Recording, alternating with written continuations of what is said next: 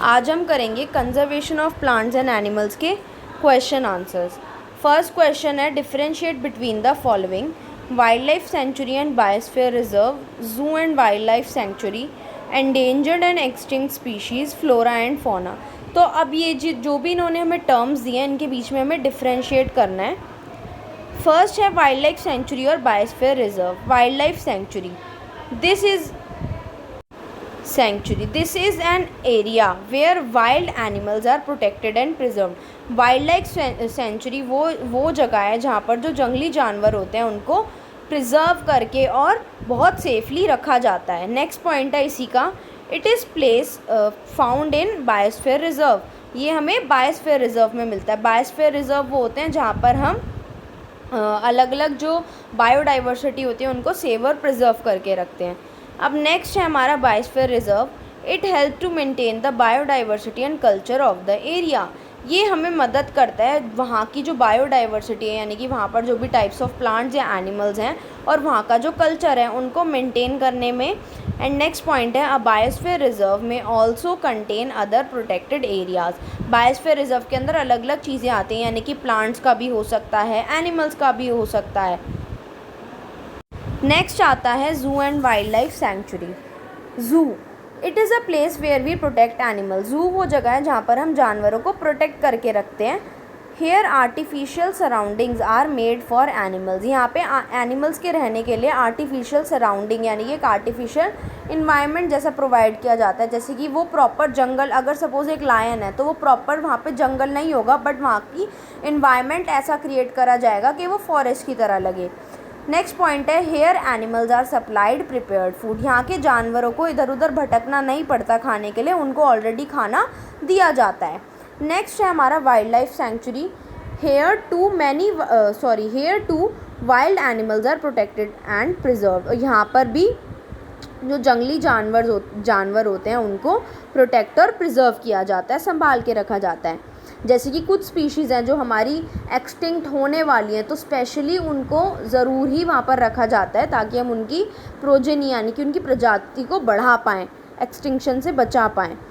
They live in their natural habitat और environment. वो अपने नेचुरल हैबिटेट और एनवायरनमेंट में रहते हैं। जैसे कि आपने सुना होगा, जैसे कि वाइल्ड लाइफ सेंचुरी है हमारी सुल्तानपुर लेक बर्ड सेंचुरी, जहाँ पे बर्ड्स को प्रिजर्व करके रखा हुआ है। ऐसे ही हमारे अलग अलग एनिमल्स के लिए अलग अलग सेंचुरीज़ हैं। नेक्स्ट आता है, they get their food from forest themselves. वो फॉरेस्ट में से खुद ही अपना खाना ढूंढते हैं, उनको प्रोवाइड नहीं किया जाता। नेक्स्ट हमारा डिफरेंस है एंडेंजर्ड स्पीशीज़ और एक्सटिंक्ट स्पीशीज़ में। तो पहले हम देखेंगे एंडेंजर्ड स्पीशीज़, यानी कि जो अभी खतरे में हैं, यानी कि जो एक्सटिंक्ट हो सकती हैं इन फ्यूचर। दीज आर दो species which are facing the danger of extinction.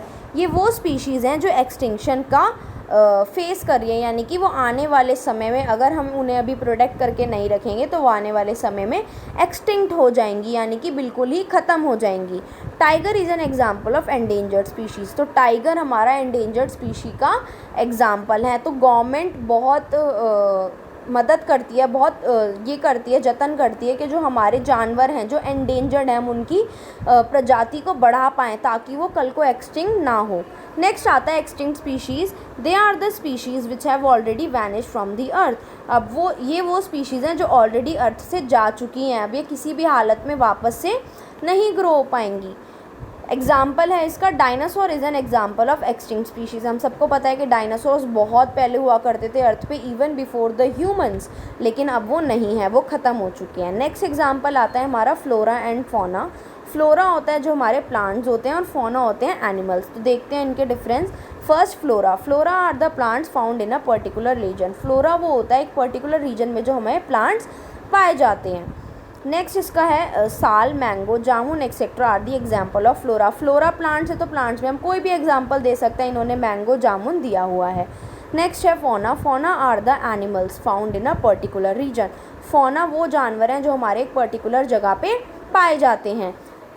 Next है chinkara, bluebell, deer, cheetah etcetera are the example of fauna. Fauna हमारा एनिमल्स हो गए तो इसमें हम कोई भी एनिमल का एग्जाम्पल दे सकते हैं। यहाँ पर इन्होंने डियर और चीता का एग्जाम्पल दिया हुआ है।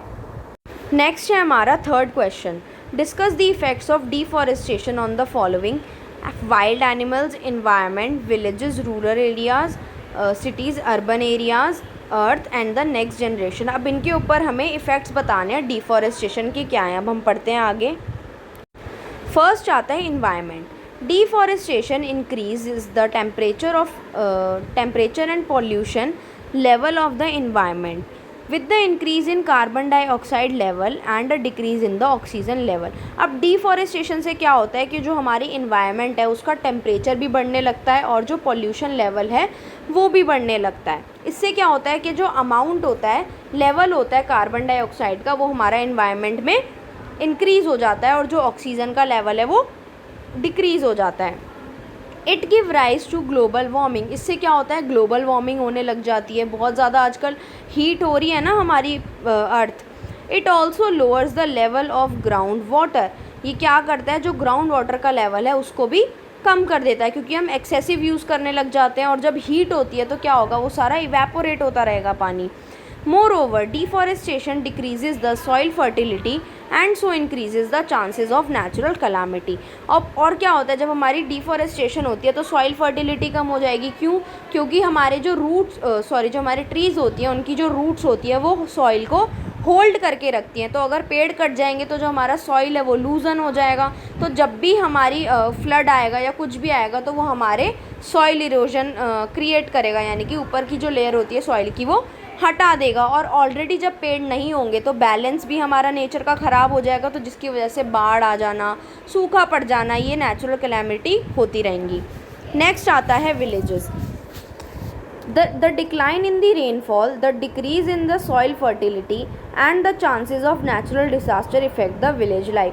अब क्या होगा कि जब डिफॉरेस्टेशन होगा तो हमारी बारिश भी कम हो जाएगी, क्योंकि हमारी जो वाटर साइकिल है वो डिस्टर्ब हो गई। सॉइल फर्टिलिटी कम हो जाएगी। जो रीज़न मैंने ऊपर दिया था सेम वही है कि ट्रीज़ होल्ड करके रखते हैं, ट्रीज़ ही नहीं होंगे तो सॉइल जो है वो हमारा सारा इरोजन हो जाएगा। और जो चांसेस होते हैं नेचुरल डिज़ास्टर के, उससे क्या होता है, गांव वाले लोगों को बहुत ज़्यादा फेस करना पड़ता है। क्योंकि क्या होगा कि उनके जो घर होते हैं वो कच्चे होते हैं या जो भी चीज़ है, तो जब वहाँ पे बाढ़ आएगी तो उनकी जो लाइफ है वो ख़राब हो जाती है। नेक्स्ट आता है cities. Deforestation result in the global warming. Deforestation से ग्लोबल वार्मिंग आजकल बहुत ज़्यादा बढ़ गई है, बहुत ज़्यादा एक्सेसिव अमाउंट पे गर्मी रहने लगी है। It also result in the level of pollution, increase in the level of pollution. इससे क्या होगा कि हमारा जो लेवल ऑफ पॉल्यूशन है एनवायरनमेंट में वो भी बढ़ जाएगा। Hence deforestation affects in the life of cities. इससे क्या होगा, जो डिफॉरेस्टेशन है वो लोगों की लाइफ जो है सिटी के अंदर वो इफ़ेक्ट करेगा। कैसे? पॉल्यूशन होगा तो हमें डिजीज़ वगैरह होंगी, तो लोगों की जो लाइफ है वो और ज़्यादा मिजरेबल हो जाएगी। नेक्स्ट आता है earth. Deforestation decreases the fertility of soil. It changes the physical properties of soil. Deforestation से क्या होगा, हमारी सॉइल फर्टिलिटी लूज़ हो जाएगी और जो हमारी सॉइल की प्रॉपर्टी है वो भी चेंज हो जाएगी। All of these changes result in the desertification. फिर क्या होगा, वहाँ पर जो लैंड होगी वो हमारी बंजर होती जाएगी, क्योंकि सॉइल जो है वो सूख गया, ख़राब हो गया, तो हमारे पास ग्रो करने के लिए जगह ही नहीं होगी क्रॉप्स को। The next generation. Deforestation will majorly affect the life of the next generation. The next generation will face problems at every step. अब क्या होगा कि डिफॉरेस्टेशन से जो हमारी आने वाली जनरेशन है उनके ऊपर बहुत ज़्यादा इफ़ेक्ट पड़ेगा, क्योंकि क्या होगा कि अभी जो इफ़ेक्ट कम है वो आगे जाते और ज़्यादा एडवर्स होते जाएंगे अगर हम ध्यान नहीं देंगे तो। climate conditions will be adversely affected. There will be scarcity of food and clean environment. अब क्या होगा कि जो हमारी क्लाइमेटिक कंडीशन है वो बहुत ज़्यादा इफ़ेक्ट होंगी। कैसे कि मौसम हमारा ख़राब होता जाएगा, ग्लोबल वार्मिंग बढ़ती जा रही है, ना ढंग से रेनफॉल होगी ना कुछ होगा। और क्या होगा, खाने की कमी हो जाएगी। जब हमारा लैंड बंजर हो जाएगा तो हम क्रॉप्स किस पे उगाएंगे और इन्वायरमेंट पॉल्यूट हो जाएगा। Next generation won't be able to see most of the animal species due to habitat loss. जो आगे की जनरेशन है वो हमारी एनिमल स्पीशीज़ को ज़्यादातर देख ही नहीं पाएगी, क्योंकि क्या होगा, तब तक जाके हमारा एक्सटिंक्ट हो जाएंगे वो एनिमल्स, क्योंकि जो हैबिटेट है वो कहाँ रहते हैं, फॉरेस्ट में रहते हैं। तो जब उनकी हैबिटेट ही नहीं रहेगी रहने की तो वो वहाँ पर कैसे जिएंगे। तो इसलिए ज़्यादातर जो एनिमल्स हैं वो हमारे एक्सटिंक्ट हो जाएंगे और फ्यूचर जनरेशन उन्हें नहीं देख पाएगी। What will happen if we go on cutting trees? अब the habitat of an animal is disturbed, the top layer of the soil is exposed. अब क्या होगा जब हम पेड़ों को काट देंगे और किसी एनिमल का जो हैबिटेट है जहाँ वो रहता है वो डिस्टर्ब हो जाएगा और सॉइल की जो सबसे ऊपर की लेयर है वो ख़राब हो जाएगी, एक्सपोज हो जाएगी। फर्स्ट है, if we go on cutting trees then following situation will arrive. अगर हम पेड़ों को काटेंगे तो क्या क्या सिचुएशन हो सकती है हम देखते हैं नीचे। The climate change will affect the environment due to global warming and there will be no rain. जो क्लाइमेट चेंज होगा इन्वायरमेंट में उससे क्या होगा, हमारी ग्लोबल वार्मिंग बढ़ेगी और बारिश भी नहीं होगी तो सूखा पड़ जाएगा। The soil will become unfertile due to regular flooding of the top soil. जो सॉइल है वो हमारा अनफर्टाइल हो जाएगा क्योंकि क्या होगा, जो ऊपर की जो टॉप मोस्ट लेयर है वो हट जाएगी, वो सूखी पड़ जाएगी। If the habitat of an animal is disturbed, then the animal may not be in position of getting its natural habitat as well as food। और अगर हमारी एनिमल की जो हैबिटेट है यानी कि जो जगह है रहने की वो डिस्टर्ब हो गई तो जो एनिमल है उसको अपना नेचुरल हैबिटेट नहीं मिलेगा और ना ही उसको अपना नेचुरल फूड मिलेगा। अगर जो लॉयन है वो दूसरे जानवरों को मार के खाता है, अगर हम उसे किसी एक जगह पर जाकर कहें कि आपको यहीं रहना है तो क्या होगा, उससे उसका नेचुरल हैबिटेट तो ख़राब हुआ ही हुआ और उसकी जो हंटिंग करने की जो चीज़ थी दूसरे जानवरों को मार के खाने की वो भी ख़त्म हो जाएगी। Removal of the top layer of the soil by floods and heavy winds will expose the lower hard and Rocky layers. अब क्या होगा, जब हमारी सॉइल की सबसे ऊपर वाली लेयर हट जाएगी फ्लड से या तेज़ हवाओं से तो क्या होगा कि वो नीचे की जो लेयर है हमारी वो आ जाएगी। मतलब ये ऑब्वियस बात है, अगर फर्स्ट लेयर रिमूव हो गई तो सेकंड लेयर आएगी। तो जो सेकंड लेयर होती है वो हमारी रॉकी लेयर्स होती हैं यानी कि वो हार्ड सरफेस होता है। This soil has less humus and less fertility. ये जो सॉइल होता है इसके अंदर ह्यूमस का अमाउंट भी कम होता है और एक कम फर्टाइल होगा यानी कि आप अपनी क्रॉप्स को उतने अच्छे से ग्रो नहीं कर पाओगे। नेक्स्ट है हमारा, why should we conserve biodiversity. हमें बायोडाइवर्सिटी को कंजर्व करके क्यों रखना चाहिए। If the biodiversity is not conserve the life existing on the earth their inter relationships and their relationship with the environment will be disturb. अगर हम biodiversity को यानी कि एनिमल्स और प्लांट्स को कंजर्व करके नहीं रखेंगे तो उनकी जो लाइफ है अर्थ पर वो ख़त्म हो जाएगी और उनका जो जैसे इंटर रिलेशन होता है ना एनिमल प्लांट्स का या दूसरे प्लांट्स का या प्लांट्स के बीच में एनिमल्स के बीच में जो इंटर रिलेशन होता है और इन्वायरमेंट के साथ जो उनका रिलेशन होता है वो सारा बिगड़ जाएगा। नेक्स्ट क्वेश्चन है, protected forest are also not completely safe for wild animals. Why. जो प्रोटेक्टेड फॉरेस्ट होते हैं वो भी हमारे जंगली जानवरों के लिए अच्छे से सेफ़ नहीं है। कैसे? It is because despite all these poachers keep killing और capturing the animals in these forest. क्यों? क्योंकि क्या होता है कि जो लोग होते हैं जो हंट करते हैं और वो लोग क्या करते हैं, उन जानवरों को कैप्चर करके रख लेते हैं। That is why protected forest are also not completely safe for animals. तो इसलिए जो हमारे एनिमल्स हैं वो उन प्रोटेक्टेड फॉरेस्ट में भी सेफ़ नहीं है क्योंकि हंटर्स आएंगे वो उन्हें मार देंगे तो वो कैसे सेफ़ रहेंगे। नेक्स्ट आता है, some tribals depend on jungle. How. कुछ ट्राइबल्स हैं वो जंगल पर डिपेंड करते हैं। कैसे? Some tribes depends on the jungle for the fulfillment of the basic needs of the life such as shelter, food, medicine, etc. अब कुछ ट्राइब्स जो हैं वो जंगल पे क्यों डिपेंड करते हैं, ताकि उनकी जो बेसिक नीड्स हैं वो पूरी हो पाएँ, जैसे कि शेल्टर की, उनको घर मिल जाता है, खाना मिल जाता है और दवाइयाँ मिल जाती हैं। नेक्स्ट क्वेश्चन है, what are the causes and the consequences of deforestation. अब डिफॉरेस्टेशन के क्या कॉजेज़ हैं और क्या कॉन्सिक्वेंसेज हैं। Causes of the deforestation, procuring land for the cultivation, यानी कि हमारे पास खेती करने के लिए लैंड कम हो जाएगा। बिल्डिंग हाउसेज एंड फैक्ट्रीज़, हम वहाँ पर फैक्ट्रीज़ और हाउसेज उगाएंगे कह रही हूँ, बिल्ड करेंगे। Natural calamities like flood, drought and forest fire. और जब हमारी डिफॉरेस्टेशन होगी, ये क्वेश्चन था कि डिफॉरेस्टेशन क्यों होता है, क्यों कि हम लोग जो कल्टीवेशन का लैंड है वो हम ले लेते हैं, यानी कि उसके ऊपर क्या करते हैं, बिल्डिंग्स वगैरह बना रहे हैं। बिल्डिंग हाउसेज एंड फैक्ट्रीज़, वहाँ पर हम घर बना रहे हैं, फैक्ट्रीज़ बना रहे हैं। Natural calamities like flood, drought and forest fire.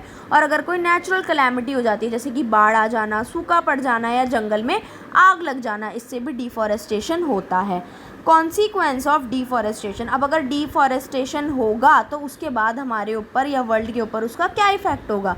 Global warming होगी, बहुत ज़्यादा गर्मी, हीट बढ़ती जाएगी। सॉइल इरोजन, जो हमारी टॉप मोस्ट लेयर होती है सॉइल की, वो इरोड हो जाएगी।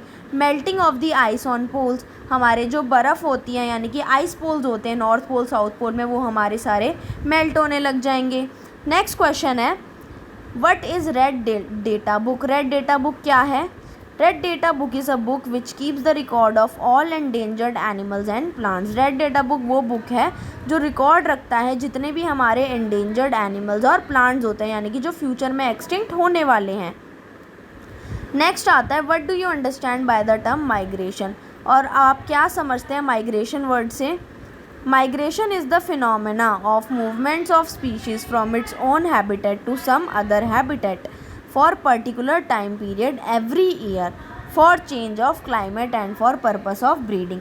माइग्रेशन वो होता है जिसके अंदर हमारी जो स्पीशीज़ होती हैं वो एक जगह से दूसरी जगह जाती हैं, यानी कि अपनी हैबिटेट से किसी दूसरी जगह पर जाती हैं। क्यों?